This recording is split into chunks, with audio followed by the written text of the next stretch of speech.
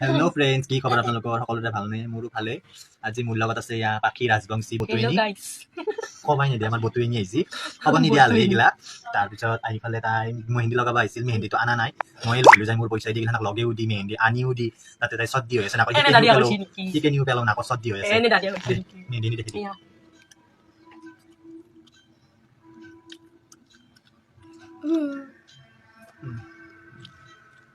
কেনেকুৱা লাগছে মেহেন্দি খিনি? মেহেন্দিখিনি বিৰাট ধুনীয়া লাগিছে। বহুত ধুনীয়া লাগিছে মেহেন্দিখিনি।